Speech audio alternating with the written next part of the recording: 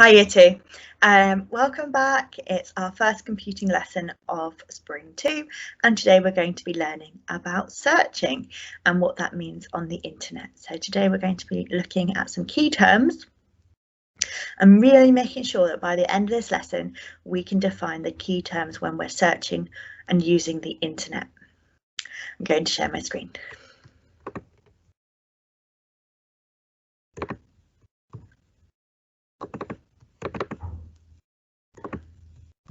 So, as I said, this is lesson number 1, and we're going to be understanding the terminology associated with searching.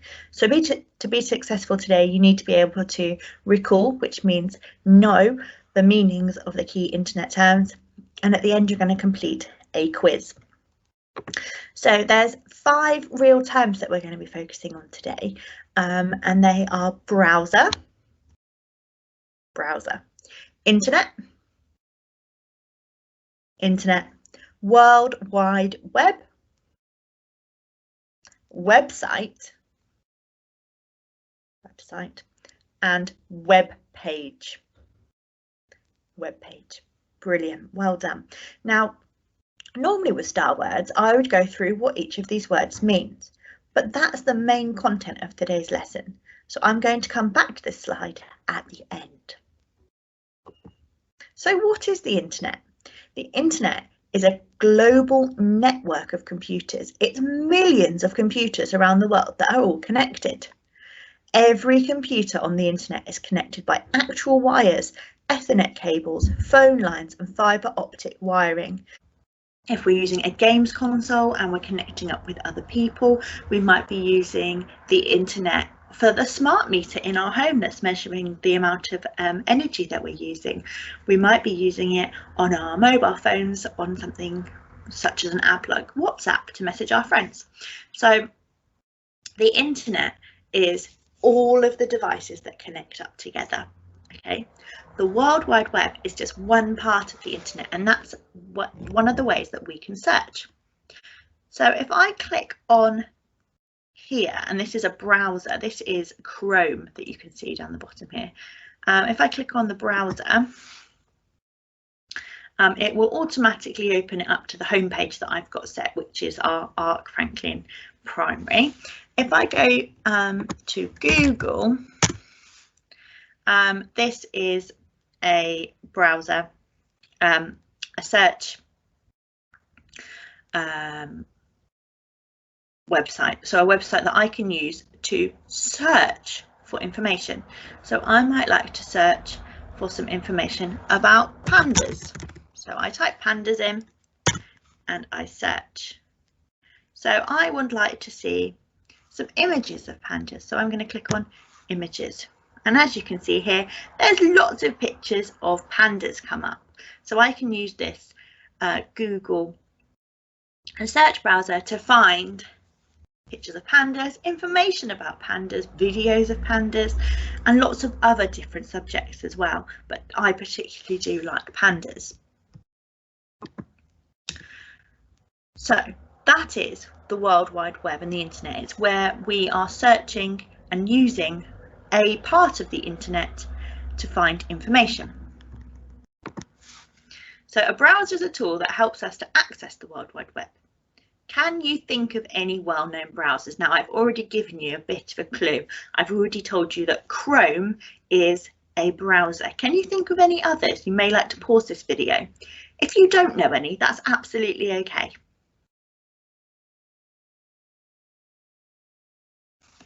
Let's have a look. So other browsers we've got are Microsoft Edge, or often known as Internet Explorer, Google Chrome, Safari, and Firefox. And these are all browsers that we can use to access the World Wide Web. So what that basically means is we click on those browsers, and when they open up, we've got access to the World Wide Web. So I've clicked on Chrome, and when I clicked on Chrome the first time, it opened up my browser, and I can also click on the Internet Explorer or Microsoft Edge browser, and again it's ready to go. I just need to type in into the browsing bar. So there we go, that is the browsing tools that are able to help us with the internet. Now we've got web addresses, and web addresses are like, imagine if I want to write to you, I need your address, don't I? If I want to find a particular website, I also need the address. So you type the web address into the browser bar or the address bar, and this allows you to access this file on the internet. And another word for an address or a web address is a URL or an URL. So we've got some web addresses here. These are all web addresses for the BBC. Now the BBC has a website, and this here, www.bbc.co.uk, is a website. I'm going to type that in now. www.bbc.co.uk. And there we go, we've got the website. And this is the home page for that website. And I can type in other websites such as Netflix, netflix.com. That will bring me the home page for Netflix. I can continue. I can put in the website for YouTube, something I think most people are familiar with. And I've got the YouTube website up. Now, they are all websites. They take me to the home page with the web address. So we have websites, and we have to type in web addresses to go to those websites. But we also have something specific called a web page. Now, I want you to imagine that you want to send a letter to a building, maybe a block of apartments. If I want to send a letter to that particular block of apartments, I would send it to that address. If I know exactly which apartment within that block I want to send it to, I could send it to the specific address. And that specific address is what we call a web page. So the website would be the building, and the web page would be the individual flats. So I want it to take me to a specific place. And you can see here that the bottom three are web pages. They give me more information. I have to type in more detail so that the browser knows exactly which page I want to be taken to. So if I want to go to this page, it's not going to take me to the BBC homepage. It's going to take me to a particular page. And this particular page is about sport, and it's particularly about the Atletico Madrid and Chelsea game that's going to be played on the 23rd of February. So there we have it. That's a particular web page within a website. The website is the BBC, and the web page is about football. So a website is a collection of web pages that belong to one person. So the BBC owns all of the web pages on its site, whereas a web page is a single document which can include images, videos and charts, and it's viewable through a browser. So again, like I said, the website was the BBC, and I can go to a specific page, and this specific page is about extinction of freshwater fish, which sounds like a bit of a sad article, but here we have it. We've got a direct page. So remind ourselves, a website is the building, it's everything, it's not specific, it's just a site, it's just a place where we can go to find certain information. The web page is the particular place where we already know exactly where we want to go. And quite often we tend to use websites and then through clicking on them end up on different web pages. So is it a website or is it a web page? And don't forget, these are all web addresses, because as soon as we're going to type it into the browser, it's a web address. But is it a website or a web page? I would like you to pause the video and have a go at going through these.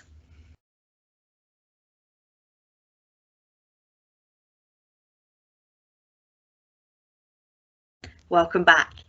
Right, let's go through them. So we know that the website is the main body. It's the main part here. So arkfranklinprimary.org, that's a website. www.amazon.co.uk, that is a website. And within Amazon, there are lots of web pages. Oh, this isn't just a website. It's got lots of additional typing, therefore it must be a specific web page. Oh, and this one. I've already had the website of Amazon, so this must be a web page. Website or web page? Website, isn't it? And lastly, this one is a web page. Well done. So a search engine is a program to help you find web pages on the internet.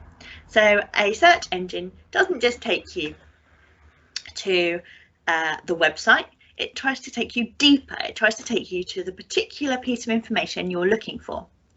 And it doesn't search the whole web, but only an index of the web. And some examples of search engines are Microsoft Bing, Google, and Yahoo. And when we go onto these websites, we can type it into the browser. And when we've typed it in, we can then search. So if I want to find out specific information about what do pandas eat? And when I use a search engine, what do pandas eat? I can find information. Oh look, bamboo. Pandas subsist mostly entirely on bamboo. Let's click on that article and see if we can find out any more information about them.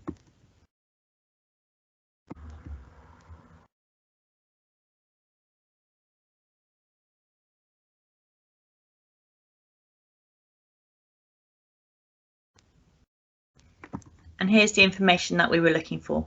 Pandas subsist almost entirely on bamboo, eating from 26 to 84 pounds per day. What did we call these? Can you remember? They are browsers. Absolutely. These are browsers, and these give us access to look on the World Wide Web. So what was the difference between the World Wide Web and the internet? Go back to the beginning of this session. Remind yourself, what is the difference between the World Wide Web and the internet?